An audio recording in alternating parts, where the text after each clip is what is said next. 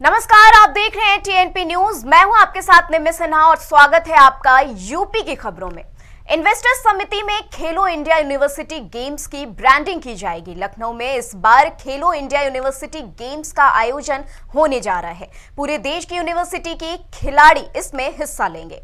इसको लेकर शासन स्तर पर वेन्यू वाइज कमेटी बनाई जाएगी। इसमें हर कमेटी का क्रीड़ा अधिकारी इंचार्ज होगा। अपर मुख्य सचिव नवनीत सहगल ने इसकी जानकारी दी। उन्होंने बताया कि इस बार स्कूली बच्चे भी यह खेल प्रतियोगिता देखेंगे। इसमें उनके स्कूल से लाने और वापस भेजने की पूरी व्यवस्था रहेगी। नवनीत सहगल ने कहा कि फरवरी में लखनऊ में आयोजित होने वाली ग्लोबल इन्वेस्टर्स समिति में खेलो इंडिया यूनिवर्सिटी गेम्स की ब्रांडिंग की जाएगी।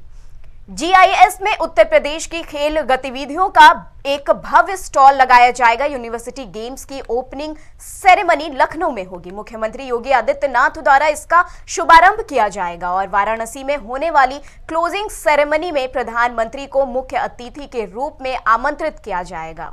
झारखंड में जैन तीर्थ श्री समेद शिखर जी को पर्यटन स्थल बनाए जाने के मामले में विरोध तेज हो गया है। देश के दूसरे हिस्सों में भी सियासी दल इस पर कड़ी प्रतिक्रिया व्यक्त कर रहे हैं। यूपी में समाजवादी पार्टी और बसपा ने इस मामले में जैन समाज का समर्थन किया है। सपा के राष्ट्रीय अध्यक्ष अखिलेश यादव ने ट्वीट किया कि शाश्वत जैन तीर्थ श्री समेद शिखर जी को पर्यटन स्थल बनाए जाने के विरोध में जैन मुनि सुगेसागर जी ने प्राण त्याग दिए। भावपूर्ण श्रद्धांजलि। उन्होंने कहा कि तीर्थों की शुचिता की रक्षा करना हम सबका दायित्व है। सरकार की हृदयहीनता से समस्त विश्व में भारत की पंथ निरपेक्ष छवि खंडित हुई है। समाजवादी पार्टी के वरिष्ठ नेता आजम खान को सुप्रीम कोर्ट से बड़ा झटका लग गया। सुप्रीम कोर्ट ने उत्तर प्रदेश से बाहर उनके केस ट्रांसफर करने संबंधी याचिका खारिज कर दी है। कोर्ट ने कहा है कि ऐसा नहीं है कि उत्तर प्रदेश में उन्हें न्याय नहीं मिलेगा। आजम और उनके बेटे अब्दुल्ला ने अपनी याचिका में कहा था कि यूपी की अदालतों में उनसे जुड़े जितने भी मामले चल रहे हैं उन्हें किसी दूसरे राज्य में ट्रांसफर कर दिए जाएं। कोर्ट ने उनकी इस मांग को नकारते हुए उन्हें हाईकोर्ट जाने के लिए कहा और निर्देश दिए कि उनकी याचिका पर जल्दी सुनवाई की जा सकती है। कानपुर में बिकरू कांड के बाद पुलिस एनकाउंटर में मारे गए अमर दुबे की पत्नी खुशी दुबे को सुप्रीम कोर्ट ने शर्तों के साथ जमानत दी है। खुशी को हफ्ते में एक दिन थाने में हाजिरी लगानी होगी। यूपी सरकार ने जमानत का विरोध किया। कहा कि खुशी के खिलाफ पुलिस पर फायरिंग के लिए उकसाने का गंभीर आरोप है। जेल में रहने के दौरान दूसरे कैदियों के साथ झगड़े किए। खुशी दुबे उसी गैंग का हिस्सा है। अगर जमानत दी गई तो फिर गैंग एक्टिव हो सकता है। हालांकि यूपी सरकार की इस दलील को सुप्रीम कोर्ट ने खारिज कर दिया। कोर्ट ने कहा कि खुशी ट्रायल में सहयोग करेगी, बाकी शर्त सेशन कोर्ट देखेगी। ठाकुर बाके बिहारी मंदिर के 5 एकड़ के क्षेत्र में कॉरिडोर का निर्माण होना है। कॉरिडोर की भव्यता काशी विश्वनाथ और उज्जैन महाकाल की तर्ज पर होगी। डीएम पुलकित खरे ने नगर आयुक्त अनिल झा की अध्यक्षता में 8 सदस्य समिति का गठन किया गया है। यह समिति कॉरिडोर क्षेत्र का चिन्हांकन करेगी। इसके अलावा भक्तों को प्रदान की जाने वाली सुविधाओं की योजना भी बनाकर प्रस्तुत करेगी। इससे जल्द ही बाके बिहारी के दर्शन के लिए आने वाले भक्तों को होने वाली परेशानी से निजात मिलेगी। 5 एकड़ में बनने वाले बाके बिहारी जी कॉरिडोर क्षेत्र में 307 भवन आएंगे। चांदनी रात में ताजमहल का दीदार करने वाले पर्यटकों को ऑनलाइन टिकट की सुविधा के लिए अभी और इंतजार करना पड़ेगा। पुरातत्व विभाग द्वारा दी गई जानकारी के अनुसार ऑनलाइन टिकट की सुविधा फरवरी या मार्च से शुरू हो पाएगी।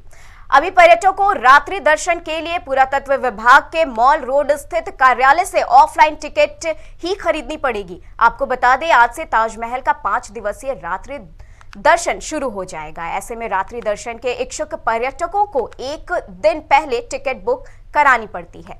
यह बुकिंग पुरातत्व विभाग के मॉल रोड स्थित कार्यालय पर होती है। ऑफलाइन टिकट के लिए कभी कभी पर्यटकों को लंबी लाइन और भीड़ भी देखने को मिलती है। इसी परेशानी को देखते हुए सुप्रीम कोर्ट के आदेश पर पुरातत्व विभाग ने ऑफलाइन टिकट सिस्टम को ऑनलाइन करने का निर्णय लिया था। क्रिकेटर विराट कोहली पत्नी अनुष्का शर्मा के साथ ठाकुर बाके बिहारी की नगरी वृंदावन पहुंचे। उन्होंने बाबा नीम करोली के समाधि स्थल के दर्शन किए। विराट और अनुष्का आश्रम में करीब 1 घंटे तक रुके। समाधि स्थल के दर्शन के बाद कुटिया में ध्यान भी लगाया। विराट और अनुष्का का वृंदावन आने का कार्यक्रम बुधवार दोपहर को था, लेकिन वे सुबह सुबह ही बाबा नीम करोली आश्रम पहुंच गए। उनका कार्यक्रम इतना गोपनीय रहा कि किसी को भनक तक नहीं लगी। बताया जा रहा है कि विराट और अनुष्का के मथुरा आने से पहले ही यहां एक सितारा होटल में कमरे बुक किए गए हैं। फिलहाल वक्त हो चला एक छोटे से ब्रेक का।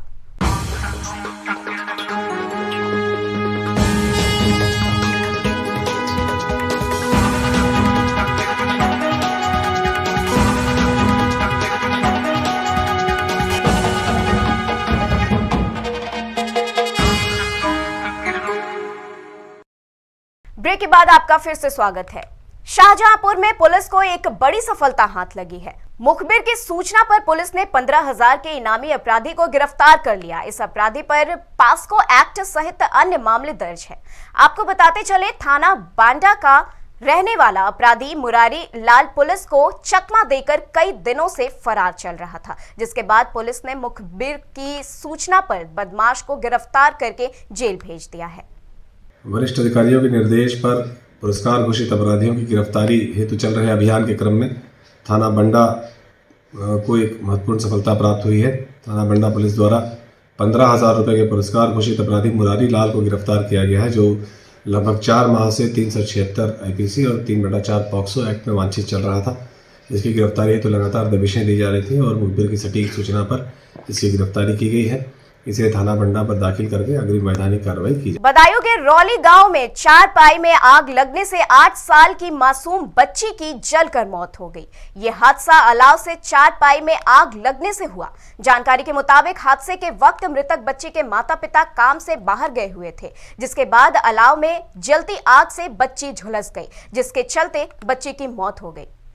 बांदा जिले से एक हैरान करने वाला मामला सामने आया है। यहां जिला अस्पताल के बाहर एक वृद्ध के शव को उसके परिजन छोड़कर भाग गए। बताया जा रहा है कि मृतक बबेरू क्षेत्र का निवासी है और उसके परिजनों का कुछ अता पता नहीं है। वहीं घटना की सूचना पाकर मौके पर पहुंची पुलिस ने शव को सुरक्षित रखवा दिया है और मामले की जांच में जुट गई है।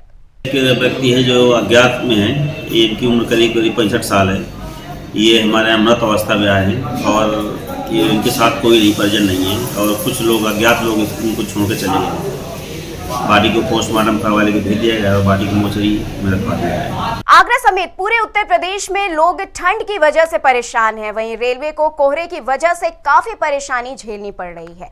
कोहरे की वजह से रेल यातायात काफी प्रभावित हो गया है। आगरा कैंट और फोर्ट रेलवे स्टेशन से निकलने वाली करीब 20 से अधिक ट्रेन धीमी गति से चल रही है। ऐसे में दयोदया सुपरफास्ट 10 घंटे और श्रीधाम सुपरफास्ट समय से 9 घंटे की देरी से रेलवे स्टेशन पहुंच रही है। फिलहाल के लिए यूपी की खबरों में बस इतना ही। देश दुनिया की तमाम खबरों के लिए देखते रहे TNP न्यूज। दीजिए इजाजत, नमस्कार।